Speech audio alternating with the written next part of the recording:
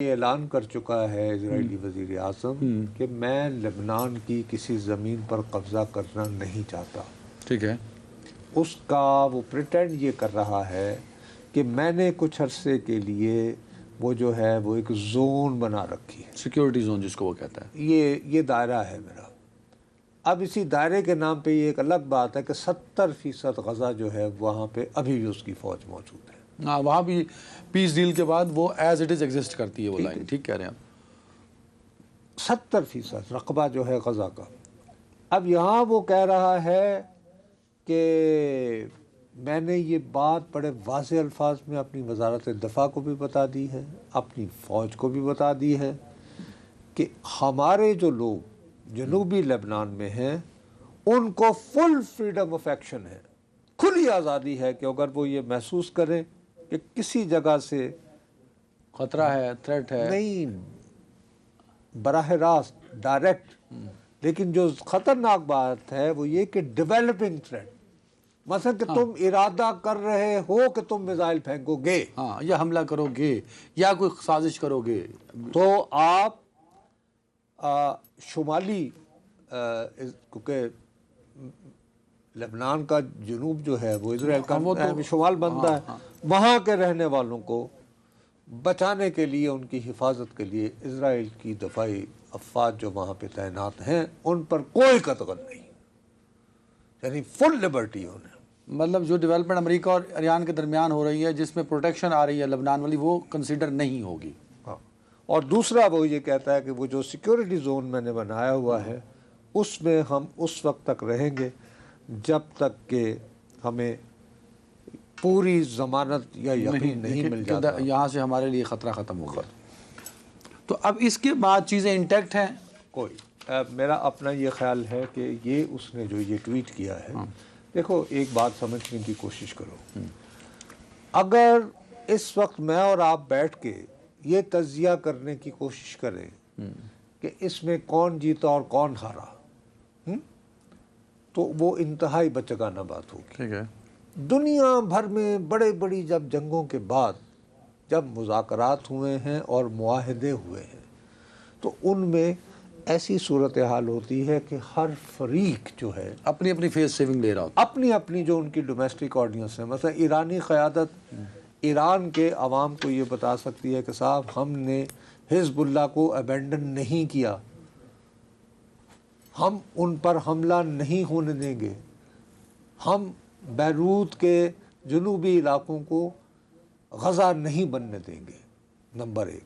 دوسرا وہ کہہ رہے ہیں کہ جی ہم نے اپنے منجمد اثاثے بحال کروا لیے کسی حد تک, اور وہ اجازت بھی لے لی. تیسری بات یہ ہوئی کہ آج ہی ان کو اجازت مل گئی, لائسنس مل گیا, وہ یہ کہ جی 21 اگست 2026 تک وہ اپنا تیل جہاں چاہے 60 دنوں کے لیے, اور گیس بھی دنیا کا دوسرا روس کے بعد جو گیس کا ذخیرہ جو ہے وہ ایران میں ہے. ٹھیک ہے. ٹھیک ہے جی, وہ بیچیں, اور اس کے بعد ہم نے وہ بھی حاصل کر لیا. تیسری بات یہ ہے کہ ہمارے کلیئر ورڈ میں نہ دنیا نے, امریکہ نے یہ تسلیم کر لیا ہے کہ آب نہ ہرمز پر ہمارا کنٹرول ہے. تو فی الحال 60 دنوں کے لیے ہم کوئی اس کا, لیکن بعد میں ہمیں کچھ اس کے لیے کوئی فیس وغیرہ, تو ہمارے لیے تو ون ون ہے کہ ہمارا تیل بھی بیکے گا مارکیٹ میں. نہیں نا, اب ہمارے آپ نے تو ایران کا ون ون ایران کا ہوا نا, اب امریکہ کا ون ون بتا رہا. ان کے لیے کیا ہے؟ امریکہ کا ون ون وہ یہ بتا رہا ہے, یہ جو آپ کا جے ڈی وینس جو کہ ان کا نائب صدر وہاں گیا ہوا تھا, وہ یہ کہتا ہے کہ سر سب سے پہلی تو بات یہ ہے کہ ہم نے جو ہے یہ بات ان سے منوا لی ہے ایران سے کہ جی جلد از جلد, اور اس کے خیال میں آج اس ہفتے کے دوران ہی شاید ایران میں IAEA بین الاقوامی ادارہ جو ہے ان کے نمائندے پہنچ جائیں گے. ٹھیک ہے. دوسرا یہ ہے کہ نیوکلیئر جو پروگرام ہے اس کو کنٹرول میں کرنے کے لیے کہ ایران ایٹمی ہتھیار نہ بنائے, ایک میکنزم تیار ہوگا آئندہ 60 دنوں میں. ٹھیک ہے. یہ ہماری بہت بڑی اچیومنٹ ہے. ٹھیک ہے.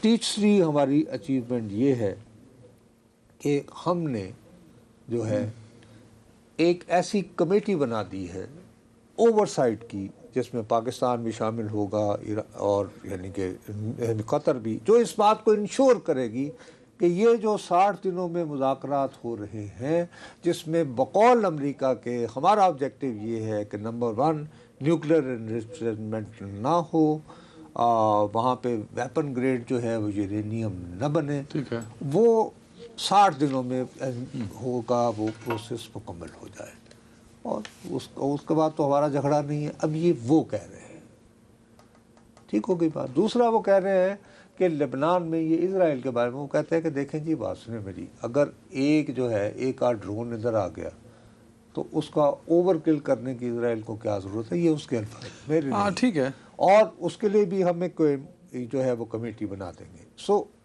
تیسری جو بڑی امپورٹنٹ بات ہے، جو اصل وہاں بکنے والی ہے، جو خالصتاً ٹرمپ کی کاروباری سوچ کی عکاسی ہے، وہ کیا ہے؟ وہ یہ ہے کہ اس نے کہا کہ دراصل ہم پھنسے ہوئے تھے، ایران بہت اصرار کر رہا تھا کہ جی آپ ہمارے جو ہیں یہ منجمد جو آپ نے رقم جو رکھی ہوئی ہے بینکوں میں اس کو انفریز کریں۔ نے کہا کہ ہم تو اس کے لیے اتنا تیار نہیں تھے۔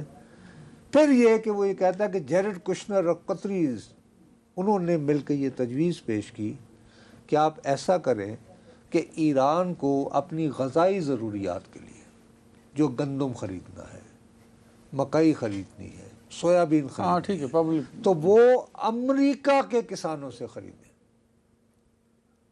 تو وہ پیسے ہم ریلیز کر دیا کریں گے، یعنی مطلب جو گندم ریکوائرڈ ہوگی وہ وہاں سے لیں گے اور ہم وہاں ان کو پیمنٹ کر دیا کریں گے۔ بدریا، لیکن وہ یہ کہ اس پہ آگے وہ تو سیل کر رہے ہیں نا، آپ پتہ نہیں نا کہ اس میں ایگزیکٹلی پھر کیا میکنزم۔ ٹھیک ہے کہ چیزیں کیسے ایگزیکیوٹ ہوں گی، صحیح ہے، ہاں۔ تو یہ بہت ٹرمپین اپروچ ہے کہ دیکھا اس کی وجہ کیا ہے۔